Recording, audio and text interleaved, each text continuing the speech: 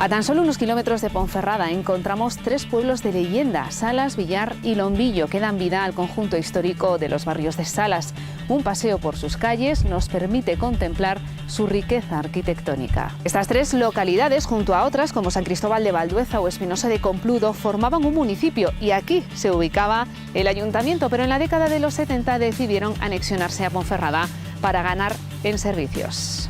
El esplendor de este conjunto histórico llegó en los siglos XVII y XVIII con la producción de vino. Empezaron a proliferar las casonas con escudos heráldicos y también las iglesias como ejemplo de la fortaleza económica de aquel entonces.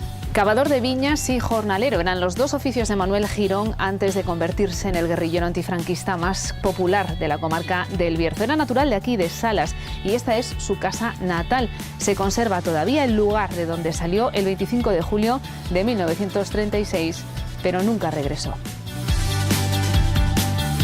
Un paseo por el Bierzo visita hoy los barrios declarados bien de interés cultural con categoría de conjunto histórico. Hablamos de un conjunto de barrios dirigidos desde Salas, que fue ayuntamiento hasta 1980 y que integraba también a las localidades de Palacios, Carracedo y Espinosa de Compludo, San Cristóbal de Valdueza, Manzaneda y el ya desaparecido barrio de Quintanilla. Espacio singular donde los haya. El pasar de los años ha despoblado esta zona, a pesar de estar muy próxima a Ponferrada. En 2006 cerró la última escuela donde ejercía como maestro Mariano Higuera. Aquí había llegado 20 años antes para adquirir el estatus de maestro rural y vivir los mejores años de su vida profesional. Mariano, bienvenido. Gracias, Lina. Mariano Higuera, el último profesor que dejó, que cerró esta escuela de Villar de los Barrios. ¿Cuántos recuerdos te trae volver aquí, Mariano? Incontables, muchos, porque al fin y al cabo son 20 años de mi vida entrando aquí y saliendo durante los periodos escolares, recuerdos, pues, en general, satisfactorios, hermosos. Sí. ¿El cole se cerró en el 86? No, tú llegaste en el 86, sí. El cole se cerró en la década de... La escuela se cerró exactamente en el año 2006. O sea, que estuviste 20 años aquí, efectivamente. 20 añitos, sí. Y se conserva tal cual. Tal cual. Bueno, eso sí, con telarañas, con cagadas de aves, de palomas, como está allí, y ya está. Y con suciedad y con polvo desde el año 2006. ¿Este es el patio donde los niños salían a jugar? Sí, normalmente salíamos aquí porque estaba cerrado y posteriormente utilizábamos la era. Eso que está ahí se llama la era de la pradera. Era la era de Villar donde antaño, pues eso, se trillaba, se majaba, etcétera, etcétera. Posteriormente la encementaron, hicieron una cancha de balonmano y a su vez también pusieron unas canastas de baloncesto. Y los vecinos hicieron aquí un edificio que se llama la Casa de la Pradera, pues para usos múltiples en general. Todo esto a lo largo de 20 años, claro. Sí. Nos ponemos en situación. En el 86 tú llegas como maestro, en la escuela ya era unitaria, ya estaban los niños mezclados, niños y niñas, correcto, pero había solamente un aula para todas las edades. Correcto. Lógicamente, ¿no? Sí. Como eran los coles antes en los pueblos. ¿Había muchos niños? ¿Cuántos llegaste a tener? En el curso ese, cuando yo empecé, tenía exactamente 16. Eran niños de Villar y de Salas. Los de Lombillo, si es que quedaba alguno, los llevaban al colegio de la Borreca en autobús.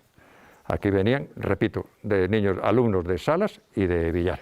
No era tu primer destino como maestro, pero este fue el más especial para ti, ¿no? Sí, fue digamos, un reto particular porque yo en general había estado en colegios urbanos, sobre todo cuando estuve destinado en Vizcaya, que allí creo recordar que éramos 48 maestros. Y luego venir aquí y estar yo solo, con alumnos mezclados desde parvulitos hasta sexto, de aquella todavía, pues claro, fue un reto el que yo en mi vida había estado y que, bueno, hubo que solventar y sacar adelante y que luego al final acabó personalmente siendo una grata experiencia, porque descubrí digamos, las maravillas o los encantos de lo que significa ser maestro rural. Que es una figura que, cuya presencia o cuya ascendente sale del colegio, ¿no? y se integra en el pueblo. Eras una figura, ¿no?, para toda la localidad. Sí, la escuela, bueno, como siempre, en cualquier núcleo rural, pues está el alcalde, el veterinario, el cura y el maestro. Desgraciadamente, alcalde ya no, veterinario tampoco, cura tampoco y lamentablemente maestro tampoco. Claro. No hay de estas figuras señeras que han estado en todos los pueblos de España desde el siglo XIX hasta hoy, pues prácticamente han desaparecido. Mariano, ¿recuerdas aquel curso en 2006 cuando te comunican hay que cerrar la escuela se cierra? Sí, lo recuerdo perfectamente. Bueno, realmente es como el título de la novela de García Márquez, ¿no? Crónica de una muerte anunciada. Conforme iba pasando los cursos y no me entraba nadie, etcétera, etcétera, pues esto es más antes que después, ¿cómo se va a cerrar? ¿Y de aquellos 16 alumnos que llegaste a tener, en cuánto se quedó? En 4. Claro. En 4, que era lo máximo que permitía la ley de aquel entonces. Ya en esa época ya no era escuela unitaria, ya pertenecíamos a lo que se llama un CRA, Colegio Rural Agrupado, de Toral de Merayo. Y bueno, pues éramos una parte integrante del mismo hasta que se cerró. Hoy me parece que del CRA solo quedan Toral, Campo y Santo Tomás de las Ollas, creo. Qué pena, ¿no?, que se cierren los coles. Sí. Porque el abandono y el deterioro del mundo rural empezó hace muchos años y el termómetro puede ser un centro educativo. Si no hay niños, no hay relevo generacional y no hay futuro para un pueblo. Totalmente de acuerdo. Mira, Silvia, que creo recordar que fue en el curso 64-65, porque yo consulté los libros de matrícula, había 46 niñas y 43 niños. Tampoco debemos olvidar que de aquella estaba abierto lo que aquí llaman el cuartel de la Guardia Civil, que hubo aquí. Con lo cual, también las hijas de los guardias civiles o los hijos venían a la escuela. El cuartel se cerró cuando murió Franco, en 1975, y bueno, pues por ahí ya también se fue perdiendo, digamos, una fuente de alimentación del alumnado. Y casi ya para terminar, tú cuando necesitas un lugar donde desconectar, descansar y relajarte, vuelves a Villar. A Villar o a Villafranca del Bierzo, más bien Villar de los Barrios, porque venir aquí, aunque está todo, claro, esto por ejemplo, esta vegetación no estaba, pero mira, todavía se conservan negrillos rebrotados, y bueno, ahí atrás plantamos cuando vine una bimbria por cada alumno, traje una por cada alumno. Entonces fue una cosa muy curiosa, me permites una anécdota, porque las fuimos plantando, porque era clase mañana y tarde, entonces las fuimos plantando, era muy fácil, era espitarlas en el suelo y ya está. Total, que ellos cogieron las más grandes y a mí me dejaron las más virriosas, pero solo me dejaron el sitio donde había agua, que es donde van las tuberías, y todas se secaron, menos la mía, que está ahí. Bueno, Mariano, ha sido un placer. Me voy a conocer y a saludar a un artista que sí que se ha afincado en Villar. Hablamos de los que se fueron y vamos a conocer a la gente que ha llegado también en todo este tiempo. Ha sido un placer y, en fin, te dejamos en este sitio donde has sido tan feliz, muy amable. Muchas gracias. Gracias. Muchas gracias, Silvia. Adiós. A la formación está vinculado también Javier Carpintero. Este zamorano, licenciado en Bellas Artes, llegó a la comarca hace 2 décadas y su pasión por los barrios le llevó a afincarse aquí, donde tiene su estudio en el que pinta y trabaja en la fragmentación de imágenes barrocas, su especialidad. Javier Carpintero, ¿qué tal? Hola, bienvenido. Silvia, ¿qué tal? Bueno, estamos en la que es tu casa, ¿no, Villar? Es mi casa de adopción, sí. Bueno, he venido a vivir claro, a este porque pueblo. tú no eres de aquí, tú eres zamorano. No, yo soy zamorano, lo que pasa es que llevo en el Bierzo ya 23 o 24 años. Y aquí en Villar, pues unos 15 años. ¿Y qué te hizo decidirte por Villar? Bueno, obviamente Pues hombre, el paisaje es espectacular, solo pero... tienes que ver el pueblo. Yo siempre pensé que este pueblo era el pueblo más bonito del Bierzo. Para mí sigue siéndolo por el sitio donde está, por las casonas que tiene. De hecho, se dice que es el pueblo del Bierzo más monumental después de Villafranca del Bierzo, sobre todo en lo que se refiere a casas solariegas, a escudos heráldicos, y bueno, pues no sé, eso me motivó para poder venirme aquí e instalarme aquí. Buscaste una casa, la encontraste y aquí te quedaste. Aquí estoy. Bueno, ahora vamos a conocer tu estudio, pero por ejemplo, en esta plaza, ¿qué llama la atención? ¿Qué no podemos dejar de mirar? Pues mira, en esta plaza están, yo creo, las casas así un poco más emblemáticas del pueblo. Por empezar, por ejemplo, esta, la casa de los Carrera, que es muy monumental, como veis, con esos pináculos, esas gárgolas que tiene, el escudo. Esta es muy curiosa porque esta mismo no tiene escudo, pero veis que tiene ahí en la esquina una piedra que en principio estaría preparada para tallar ahí el escudo de los Carbajo, porque es la casa de los Carbajo. ¿Y quedó sin hacer o...? Bueno, pues no no se sabe muy bien, no se sabe muy bien si es que antiguamente se tallaban in situ o qué es lo que pudo suceder en eso. Yo me imagino sería complicado que lo tallasen directamente in situ. Este escudo de aquí es el escudo de los Capelo, que es una familia que todavía quedan muchos aquí en Villar con ese apellido, y bueno, pues lo curioso es que tiene una divisa, un lema un poco chulesca, porque dice, en el escudo central dice: yo soy Capelo, que a 3 acometo, a 4 no huyo y a 5 no he miedo. Entonces, bueno, pues normalmente cada familia, cada apellido tenía su escudo, y algunos tenían pues un lema que era un poco el leitmotiv de su familia, de su existencia.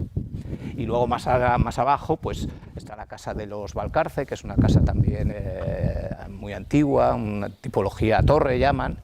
Y por último la casa de las Carralas, que es una pena que se haya perdido desde hace muy poco, porque es posiblemente la mejor del pueblo, y bueno, pues ha quedado abandonada, y por problemas familiares, de repartos de muchas familias, pues la han ido abandonando y se ha ido cayendo, y es una pena porque tenía un patio interior precioso. Esa es la pena, ¿no? Que no se pueda mantener todo recuperado, porque claro, son casas también muy costosas de recuperar. La verdad es que restaurar una casa es una inversión muy grande. Cuesta siempre mucho más restaurar una casa en un pueblo que hacerse una casa nueva, y sobre todo que luego tiene un mantenimiento constante. Aquí este pueblo es conjunto histórico-artístico, pues obviamente todo tiene que ser en madera, con pizarras rústicas, y todo eso lleva un mantenimiento más importante que si tienes un chalet en una urbanización. Lo que pasa, bueno, un chalet no tiene el encanto que va a tener una casa de estas, pero bueno, ese es el gran problema, claro. Y es una pena, porque es un pueblo que estamos a 5 minutos de Ponferrada, y bueno, ahora parece que hay alguna gente que está intentando venir, o que se ha instalado familias jóvenes aquí en Villar, pero no es un pueblo que haya dado el estirón demográfico que ha habido, por ejemplo, en Dehesas o en otros pueblos más similares en distancia a Ponferrada, pero no. Villar en ese sentido se mantiene, y quizá gracias a eso pues muchas de estas casas se han mantenido, porque en otros pueblos había este tipo de viviendas de arquitectura tradicional, y bueno, pues ese buen efecto demográfico de que la gente vaya a vivir allí hizo que se tirasen muchas casas antiguas y interesantes y para construir unas nuevas, y bueno, quizá gracias a que Villar no tiene mucha población, pues se han mantenido. El problema es que hay que mantenerlas y no dejar que se caigan más. Bueno, y aquí es donde te inspiras, porque te conocemos como profesor, pero realmente tú eres artista, ¿no? Eres pintor, y aquí tienes tu estudio. Se intenta, sí.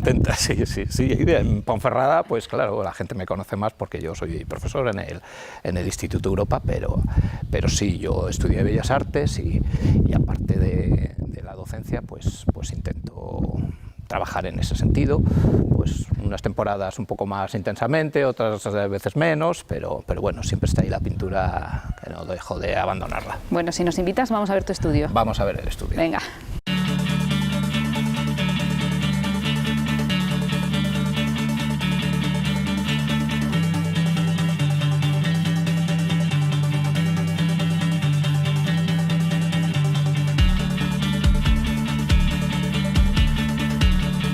Bueno, este es tu estudio, ¿no? Este es mi estudio. Aquí es donde trabajo.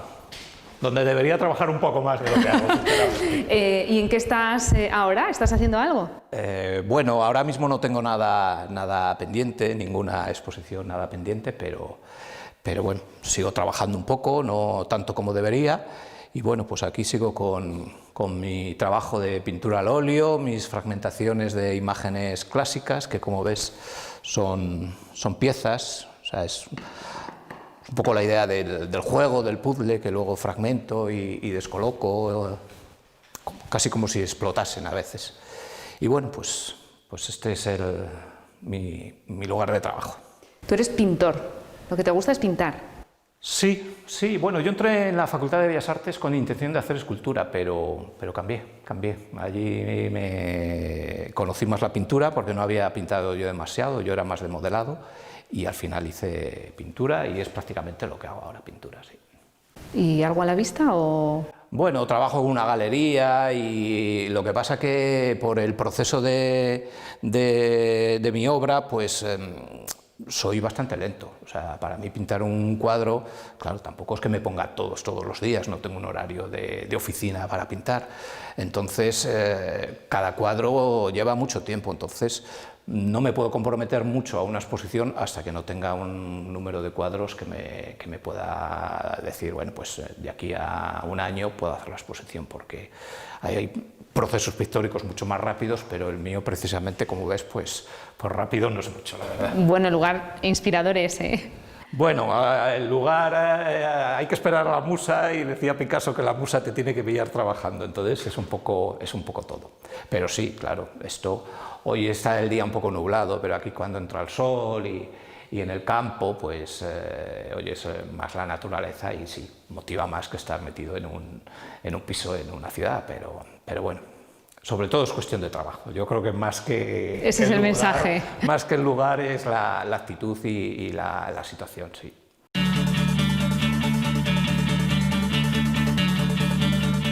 De Salas de los Barrios era natural Manuel Girón, el guerrillero más famoso del Bierzo. Asesinado en 1951, consiguió sobrevivir 15 años en el monte, a donde huyó desde su casa natal, que se conserva en estado ruinoso en esta localidad. Santiago Macías recuperó la historia de Girón en su libro El monte o la muerte, que ha sido reeditado y ampliado en 2020. Santiago Macías, bienvenido. Hola, buenas. Estamos en la casa en las ruinas, ¿no?, de lo que queda de la casa de Girón, que es el guerrillero antifranquista más famoso del Bierzo y cuya leyenda pervive hasta nuestros días. ¿Por qué es así? ¿Qué tiene de misterioso ese personaje, Manuel Girón? Bueno, por muchos aspectos de su periplo en el monte. Él nació aquí y además de aquí huyó. Aquí le vinieron a buscar inmediatamente después del golpe militar del 18 de julio.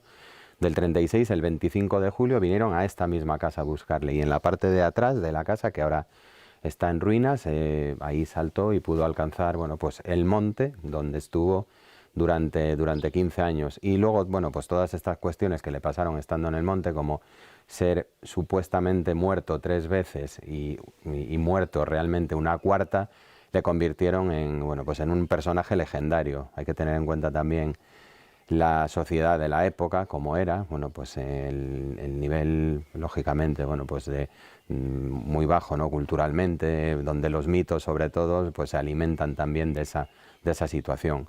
Con lo cual, bueno, pues Girón durante 15 años fue un personaje repudiado por unos, admirado por otros, y que luchó contra el régimen, y desde luego hoy en día pues alguien importante que creo que merece la pena recordar. Y de hecho esa división pervive hasta nuestros días, ¿no? Hay gente que le odia, hay gente que le adora, que le considera un héroe, que le considera, obviamente, aunque al final fue asesinado, no se sabe dónde está su cuerpo, pero sí que encara un poco esa imagen, ¿no?, de resistencia en el monte durante 15 años y la resistencia al régimen franquista. Sí, pues fíjate, era una persona que no tuvo ningún tipo de significación antes del 18 de julio y que el propio 18 de julio le convierte primero en un proscrito y luego en un guerrillero. A Manuel Girón lo matan el 2 de mayo de 1951, un infiltrado que la Guardia Civil consigue meter en el último grupo de guerrilleros de la comarca del Bierzo.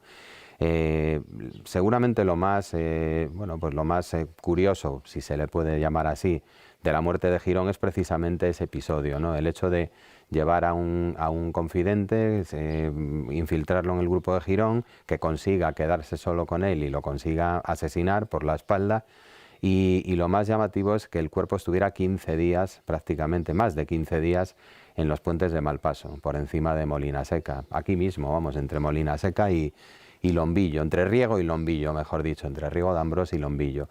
Estuvo ahí unos cuantos días porque la Guardia Civil lo que quería era presentar la muerte de Girón de otra manera de la que realmente fue.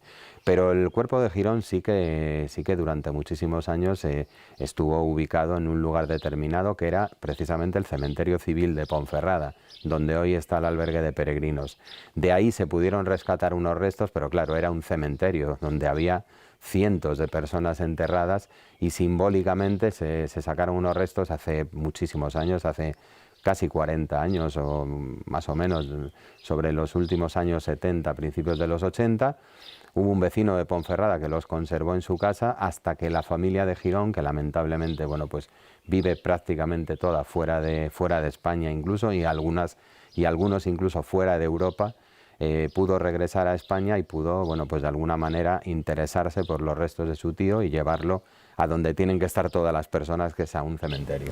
Bueno, y recordamos su casa, donde salió en el 36, nunca volvió, y es una casa que nos permite también entender cómo se vivía, qué dureza, ¿no?, que tenía la vida en aquella época. Sí, pues mira, es una casa en la que vivieron, aparte de los padres de Girón, 7 hermanos más otros que fallecieron de pequeñitos. Pero vamos, los padres de Girón fueron papás 11 veces.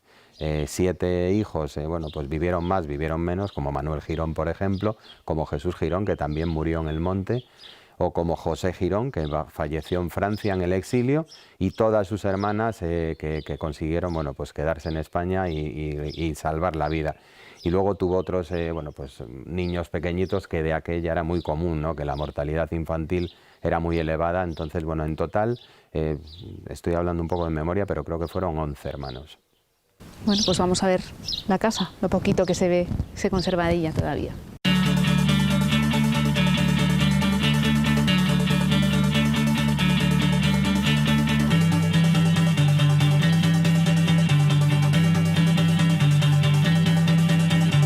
En los barrios conviven 2 asociaciones de vecinos. El Encinal lleva más de 20 años trabajando para defender la promoción cultural y disfrute de los habitantes. Al frente está Margot Girón, para quienes sus vecinos son como de la familia.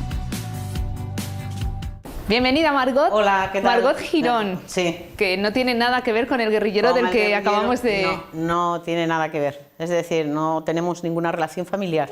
Posiblemente, pues si se estudia el árbol genealógico, a lo mejor pudiéramos tener alguna conexión familiar, pero de una manera directa no. Bueno, eres la presidenta de la Asociación de Vecinos, el Encinal, sí, durante más de 20 años. De más de 20 años. La fundamos en 1994 hasta ahora. ¿Y cómo han cambiado los barrios, ¿no?, en las últimas décadas? Mucho. Han cambiado muchísimo. Es decir, de ser uno de los focos más importantes, ya te hablo de mucho tiempo atrás, de ser uno de los focos más importantes del Bierzo, a tener una decadencia, pues, absoluta. Bueno, tuvo una época de mucho esplendor con el vino, sí, mucho esplendor, pero con la filosera, ya sabes, pues esto se deterioró tanto que, y después la mayor parte de la población inmigró, sobre todo a Centro Europa, Francia, Inglaterra y Bélgica. Hay mucha gente de Bélgica, hay mucha gente en Colmar, había mucha gente en Colmar. Y bueno, hay ahora fundamentalmente la población que hay es ancianos. Es decir, octogenarios la mayoría. Y cada vez menos. Y cada vez menos. Empezamos el programa hablando con el último maestro que hubo en Villar. Sí, la escuela Mariano. Mariano.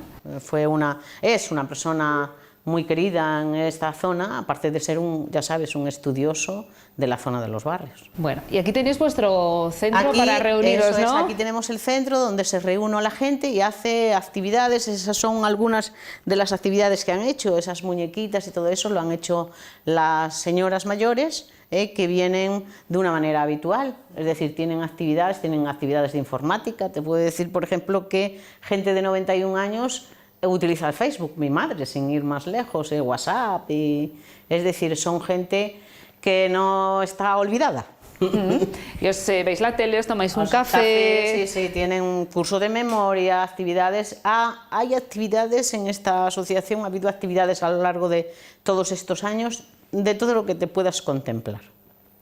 Incluso viajes. Han ido, ya sabes que yo soy muy aficionada a los viajes, de hecho hago muchos viajes al año, y los viajes están íntimamente relacionados con la asociación. Es decir, estos señores han viajado por toda la geografía hispana e incluso han ido al exterior.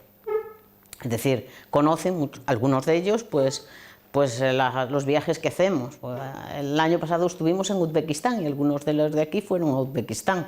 ¡Caramba! Este año nos íbamos a ir a Islandia y algunos iban a ir a Islandia conmigo, pero claro, el coronavirus lo ha truncado todo. Bueno, queríamos hablar contigo para poner en valor el trabajo que hacen las asociaciones de vecinos por mantener vivo el pueblo, activo, sobre todo a la gente mayor, por pasar lista, ¿no?, para ver cómo está todo el mundo, que es muy importante. Claro, es una tarea que pues, a lo largo de los años pues, te termina un poco trayendo, ¿no? Porque al principio pues, tenías mucho entusiasmo, mucha ilusión, pero ahora la gente que hay es muy mayor. Entonces, pero son muy dinámicos en salas, siempre lo han sido.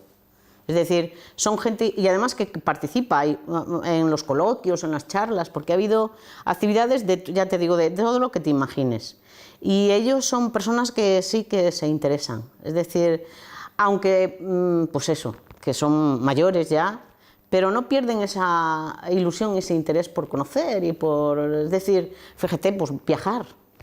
Yo llenaba autocares de gente de los barrios viajando por toda la geografía española. Tenemos que poner en valor lo que tenemos, que lo han olvidado todos.